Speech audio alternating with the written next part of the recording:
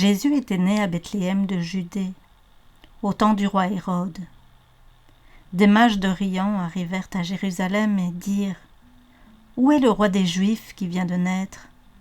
Car nous avons vu son étoile en Orient, et nous sommes venus l'adorer. » Ces mages d'Orient étaient des philosophes. Ils appartenaient à une classe nombreuse et influente, comprenant des hommes de haute naissance, ainsi que la plupart des riches et des savants de leur nation. Certains parmi eux abusaient de la crédulité du peuple. D'autres, hommes droits, étudiant les vérités inscrites par la providence dans la nature, étaient respectés à cause de leur intégrité et de leur sagesse. Parmi ces derniers se trouvaient les mages qui vinrent voir Jésus. La lumière divine a toujours resplendi au sein des ténèbres du paganisme. En scrutant le ciel étoilé pour y découvrir le mystère caché dans ces sentiers lumineux, ces mages contemplaient la gloire du Créateur. Désireux d'obtenir une connaissance plus complète, ils se tournèrent vers les Écritures hébraïques. On conservait précieusement dans leur pays des écrits prophétiques annonçant la venue d'un instructeur divin. Balaam appartenait à la classe des magiciens, bien qu'il fût à un moment donné prophète de Dieu. Sous l'influence du Saint-Esprit, il avait prédit la prospérité d'Israël et l'apparition du Messie. La tradition conservait de siècle en siècle ces prophéties. Mais l'avènement du Sauveur se trouvait plus clairement révélé dans l'Ancien Testament. Les magiciens apprirent avec bonheur que la venue du Messie était proche et que le monde entier allait être rempli de la connaissance de la gloire du Seigneur. La nuit où la gloire de Dieu avait inondé les collines de Bethléem, les mages avaient aperçu dans le ciel une lumière mystérieuse. Quand la lumière eut disparu, une brillante étoile apparut, s'attardant dans les cieux. Ce n'était ni une étoile fixe, ni une planète, et ce phénomène provoqua la plus vive curiosité. Cette étoile était formée par un groupe d'anges resplendissants se tenant à distance. Les mages n'en savaient rien. Cependant, ils eurent l'impression que l'étoile était là pour eux. Ils consultèrent des prêtres et des philosophes. Ils fouillèrent d'anciens parchemins. Balaam, dans sa prophétie, avait dit « Un astre sort de Jacob, un sceptre s'élève d'Israël. » Cet astre étrange leur avait-il été envoyé comme un avant-coureur de celui qui était promis ? Les mages avaient reçu avec empressement la lumière de la vérité envoyée par le ciel. Maintenant, cette lumière brillait à leurs yeux d'un éclat plus vif. Des songes les poussèrent à la recherche du prince nouveau-né. Ainsi qu'Abraham était parti à l'appel de Dieu sans savoir où il allait, ainsi qu'Israël avait suivi par la foi la colonne de nuée qui devait l'amener à la terre promise, ainsi ces païens se mirent à la recherche du Sauveur annoncé. Les choses précieuses abondaient en Orient, et les mages ne partirent pas les mains vides. Se conformant à la coutume de faire en hommage des présents aux princes ou aux personnages de haut rang, ils se chargèrent des produits les plus riches du pays pour les offrir à celui en qui devaient être bénies toutes les familles de la terre. Marchant de nuit, afin de pouvoir suivre l'étoile, les voyageurs trompaient la monotonie des heures en se remémorant les récits traditionnels et les oracles prophétiques se rapportant à celui qu'ils cherchaient. À chaque étape, aux heures de repos, il faisait une nouvelle étude des prophéties et se convainquait toujours davantage de la direction d'en haut. L'étoile leur servait de signe extérieur. Ils avaient le témoignage intérieur du Saint-Esprit, influençant leur cœur et leur communiquant l'espérance. Leur long voyage fut un voyage heureux. Les voici au pays d'Israël, descendant le mont des Oliviers. Ayant Jérusalem sous leurs yeux, l'étoile qui les a guidés s'arrête au-dessus du temple, puis disparaît. Ils s'avancent impatients, certains que la joyeuse nouvelle de la naissance du Messie est le sujet de toutes les conversations. Leurs recherches n'aboutissent pas. Entrant alors dans la cité sainte, ils se rendent au temple. À leur grand étonnement, personne ne paraît connaître le roi nouveau-né. Leurs questions ne suscitent aucune expression de joie et provoquent même la surprise et la crainte, parfois le mépris. Les prêtres, occupés à répéter les traditions, vantent leur religion et leur piété, dénoncent les Grecs et les Romains comme des païens, des pécheurs de la pire espèce. Les mages ne sont pas idolâtres aux yeux de Dieu et sont bien meilleurs que ces prétendus adorateurs. Néanmoins, les Juifs les regardent comme des païens. Leurs questions anxieuses ne font vibrer aucune corde de sympathie, même chez les gardiens attitrés des saints oracles. La nouvelle de l'arrivée des mages se répandit rapidement dans tout Jérusalem. Cette visite inattendue causa une grande excitation parmi le peuple, et le bruit en parvint jusqu'au palais du roi Hérode. L'idée qu'un rival pourrait surgir éveilla les craintes de l'astucieux Édomite. Son accès au trône avait été jalonné par des meurtres sans nombre. 200 étrangers, objet de la haine du peuple soumis par force, sa seule sauvegarde était la faveur de Rome. Mais le nouveau prince avait des droits plus légitimes. Il était né pour régner. Hérode soupçonna les prêtres de comploter avec les étrangers en vue de fomenter des troubles populaires pour le renverser du trône. Décidé à déjouer leur plan par la ruse, le roi dissimula sa défiance. Il convoqua les chefs des prêtres et les scribes et les questionna sur l'enseignement des livres sacrés touchant le lieu de naissance du Messie.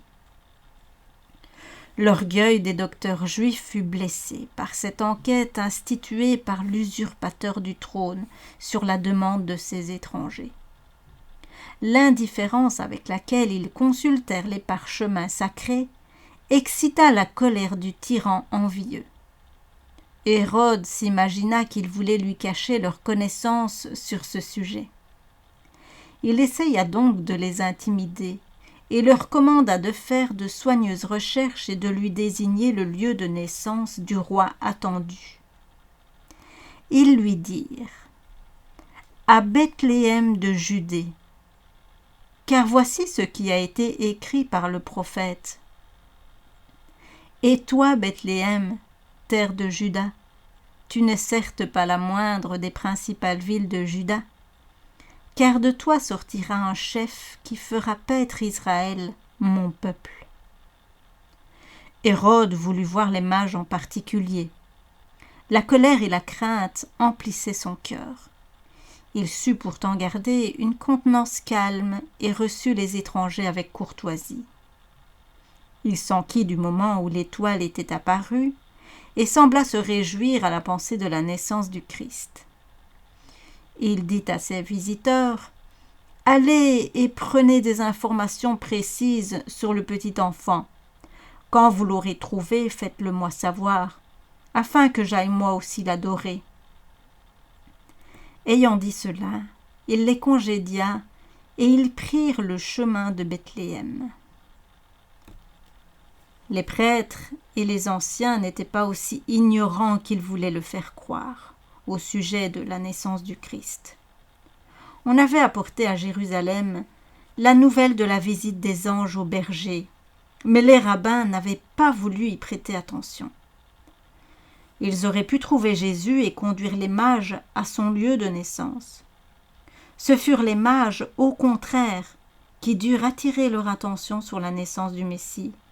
« Où est le roi des Juifs qui vient de naître ?» dirent-ils, « car nous avons vu son étoile en Orient, et nous sommes venus l'adorer. » C'est l'orgueil et l'envie qui empêchèrent la lumière de se faire. Les prêtres et les rabbins pensaient qu'en accueillant les nouvelles apportées par les bergers et par les mages, ils se placeraient dans une position difficile et se disqualifieraient aux yeux des foules en tant qu'interprètes des vérités divines. Ces maîtres savants ne voulaient pas s'abaisser jusqu'à se laisser instruire par ceux qu'ils appelaient des païens. Il ne se pouvait pas, assurait-il, que Dieu eût passé à côté d'eux pour communiquer avec des bergers ignorants et des incirconcis. Ils affichèrent donc du mépris pour les récits qui mettaient en effervescence le roi Hérode et la population de Jérusalem. Ils ne voulurent même pas se rendre à Bethléem pour vérifier l'exactitude de ces récits. Ils traitèrent de fanatisme l'intérêt que Jésus avait suscité. Alors déjà les prêtres et les rabbins commençaient à rejeter le Christ. Dès ce moment, leur orgueil et leur obstination se transformaient en une véritable haine pour le Sauveur. Tandis que Dieu ouvrait la porte aux gentils, les chefs du peuple juif se fermaient à eux-mêmes cette porte. Les mages s'en allèrent seuls de Jérusalem. Les ombres de la nuit descendaient lorsqu'ils franchirent les portes de la ville. Après leur long voyage, déçus par l'indifférence des chefs du peuple juif, ils quittaient Jérusalem moins confiants qu'ils n'y étaient entrés. Ils eurent pourtant la joie de revoir l'étoile qui les dirigeait vers Bethléem. L'humble condition de Jésus ne leur avait pas été révélée comme aux bergers.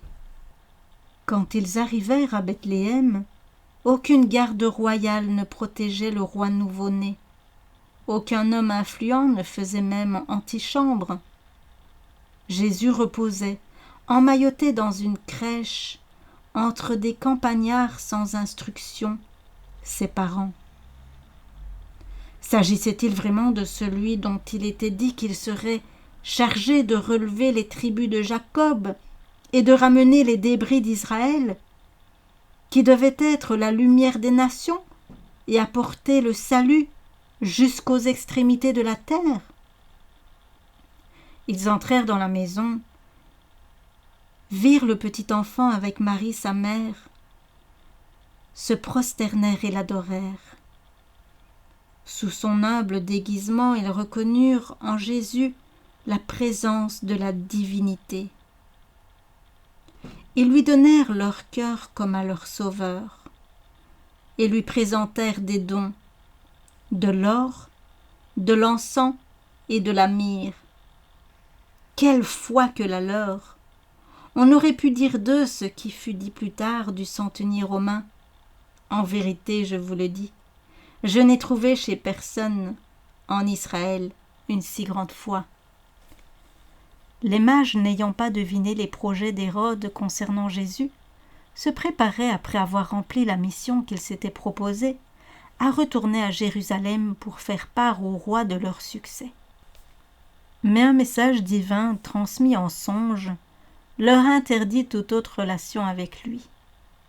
Évitant donc Jérusalem, ils rentrèrent dans leur pays par un autre chemin. Un songe aussi avertit Joseph. Il devait fuir en Égypte avec Marie et l'enfant. L'ange lui dit « Reste-y jusqu'à ce que je te dise de revenir. Car Hérode va rechercher le petit enfant pour le faire périr. » Joseph obéit sans délai et se mit en route de nuit pour plus de sécurité. Dieu, par l'intermédiaire des mages, attira l'attention du peuple juif sur la naissance de son fils. Les recherches qu'ils firent à Jérusalem, la curiosité qu'ils excitèrent chez le peuple, et jusqu'à l'envie d'Hérode, tout cela força la réflexion des prêtres et des rabbins et dirigea les esprits vers les prophéties concernant le Messie et vers le grand événement récent. Satan décide à empêcher la lumière divine de briller dans le monde, fit appel à toute sa ruse afin d'anéantir le Sauveur. Mais celui qui ne sommeille ni ne dort veillait sur son enfant bien-aimé. Celui qui avait fait pleuvoir la manne du ciel sur Israël et qui avait nourri Élie en temps de famine, offrit un refuge en terre païenne à Marie et à l'enfant Jésus. Les dons apportés par les mages venus d'un pays païen furent le moyen dont se servit la Providence pour défrayer les exilés de leur voyage en Égypte et de leur séjour dans un pays étranger. Les mages s'étaient trouvés parmi les premiers à souhaiter la bienvenue au Rédempteur. Les premiers, ils déposèrent un don à ses pieds.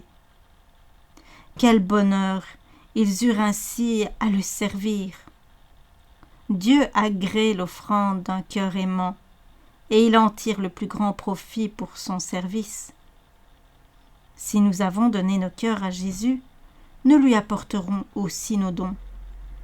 À celui qui s'est donné pour nous, nous consacrerons généreusement nos biens terrestres les plus précieux et nos meilleures facultés mentales et spirituelles. Hérode attendait impatiemment à Jérusalem le retour des mages. Ses soupçons s'éveillèrent en voyant le temps passer sans qu'ils parussent. Ayant constaté le peu d'empressement des rabbins à lui indiquer le lieu de naissance du Messie, il en conclut que ceux-ci avaient deviné ses desseins et que les mages l'avaient intentionnellement évité. Cette pensée le mit en fureur. Là où la ruse échouait, la force devait l'emporter. Il allait faire un exemple et montrer à ces orgueilleux juifs comment serait réprimée leur tentative de placer un nouveau monarque sur le trône. Des soldats furent envoyés immédiatement à Bethléem avec l'ordre de mettre à mort tous les enfants âgés de 2 ans et au-dessous. Les paisibles demeures de la cité de David furent témoins de scènes d'horreur que le prophète avait entrevues 6 siècles auparavant. Une clameur s'est fait entendre à Rama, des pleurs et beaucoup de lamentations. C'est Rachel qui pleure ses enfants. Elle n'a pas voulu être consolée parce qu'ils ne sont plus. Les Juifs étaient responsables de ce malheur. S'ils avaient marché fidèlement et humblement devant lui, Dieu aurait désarmé la colère du roi. Mais ils s'étaient séparés de Dieu par leurs péchés. Ils avaient rejeté le Saint-Esprit, leur unique bouclier. Ce n'est pas avec le désir de se conformer à la volonté de Dieu qu'ils avaient étudié les Écritures. Ils s'étaient mis à la recherche des prophéties pouvant être interprétées à leur propre avantage pour montrer que Dieu dédaignait les autres nations. Ils prétendaient orgueilleusement que le Messie allait venir en qualité de roi triomphant de ses ennemis et foulant aux pieds avec colère les païens. En agissant ainsi, ils avaient excité la haine de leur dominateur. Satan s'était proposé, en faussant leur conception de la mission du Christ, d'assurer la destruction du Sauveur. Mais ce fut sur leur tête que le mal retomba. Cet acte de cruauté fut l'un des derniers qui assombrirent le règne d'Hérode. Peu après le meurtre des innocents, le roi lui-même dut se soumettre à la sentence inéluctable. Il mourut d'une mort atroce. Joseph, qui se trouvait encore en Égypte, fut invité par un ange de Dieu à rentrer au pays d'Israël. Comme il voyait en Jésus l'héritier du trône de David, il désirait fixer son domicile à Bethléem. Mais apprenant qu'Archélaüs régnait en Judée à la place de son père, il craignit que les desseins de celui-ci contre le Christ ne fussent exécutés par son fils. De tous les fils d'Hérode, Archélaüs était celui qui moralement ressemblait le plus à son père. Son accession au trône avait été marquée par un tumulte à Jérusalem. Des milliers de Juifs avaient été massacrés par les soldats romains. De nouveau, un lieu de refuge fut indiqué à Joseph.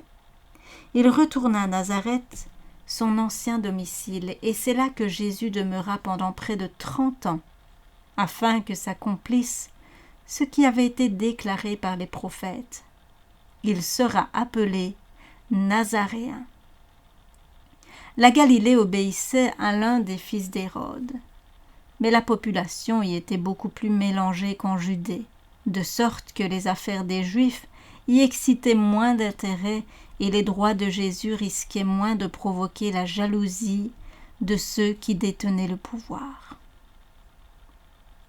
Voilà l'accueil que fit la terre à son Sauveur. Aucun lieu de repos où l'enfant rédempteur fut en sûreté. Dieu ne pouvait confier aux hommes ce Fils bien-aimé qui venait accomplir une œuvre de salut en leur faveur. Des anges furent chargés d'assister Jésus et de le protéger jusqu'à la fin de sa mission, jusqu'à l'heure où il mourrait par la main même de ceux qu'il était venu sauver.